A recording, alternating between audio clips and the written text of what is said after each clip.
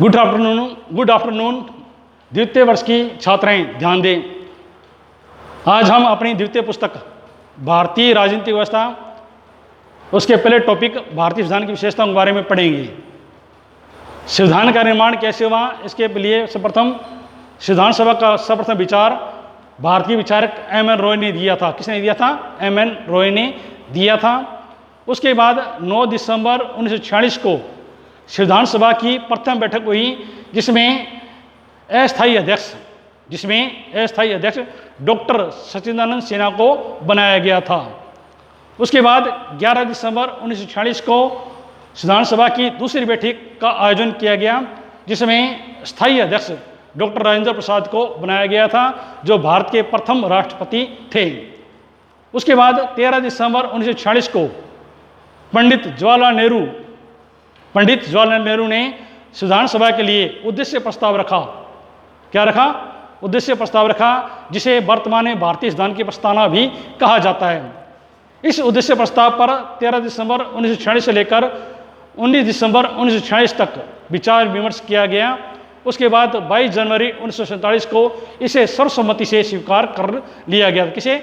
उद्देश्य प्रस्ताव को। फिर ऐसे 24 जनवरी 1950 को इस संविधान सभा की जितनी भी बैठकें हुई उस पर हस्ताक्षर हुए सभी ने हस्ताक्षर किए। 26 नवंबर 1949 को भारतीय संविधान को अंगीकृत किया गया।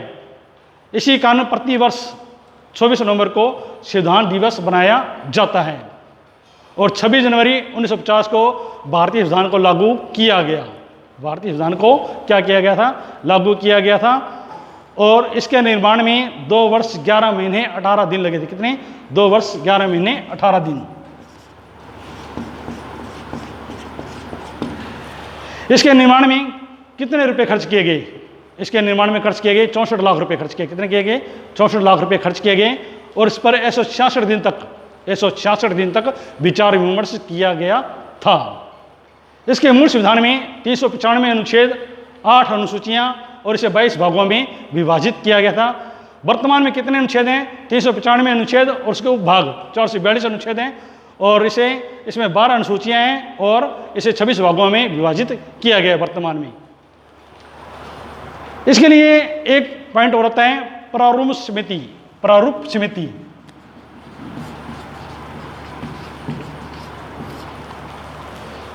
ये इंपॉर्टेंट है। सबसे इंपॉर्टेंट ये है कि इसमें क्या किया कि संविधान का प्रारूप तैयार करने के लिए एक प्रारूप समिति का गठन किया गया 29 अगस्त 1947 को। कब किया गया?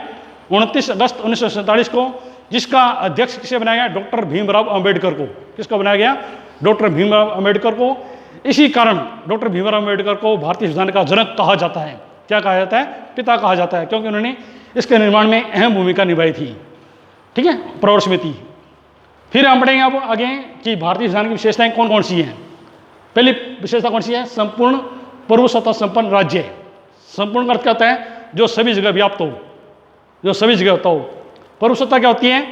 जो दूसरों को आदेश देती है पर दूसरे के आदेशों का पालन नहीं करती है, उसे कहते हैं प्रभुसत्ता। ऐसी शक्ति जो आंतरिक और बाहरी दृष्टि से स्वतंत्र हो, उसे कहते हैं प्रभुसत्ता।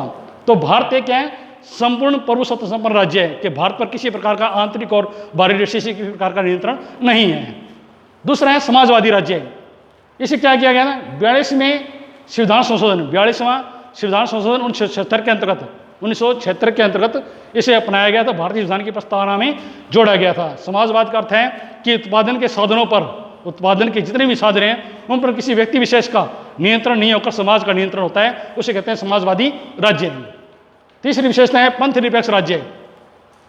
पंथ निरपेक्ष राज्य का अर्थ है कि इसमें राज्य की दृष्टि में सभी धर्म समान हैं। राज्य की दृष्टि में सभी धर्म समान हैं। राज्य धर्म के आधार पर किसी के साथ किसी प्रकार का भेदभाव नहीं करेगा, उसे कहेंगे पंथ निरपेक्ष राज्य। चौथा है लोकतांत्रिक राज्य। इसका अर्थ है कि इसमें भारत में लोकतंत्र है, जनता के द्वारा शासन है। शासन की अंतिम शक्ति कहाँ निवास करती है? जनता में निवास करती है।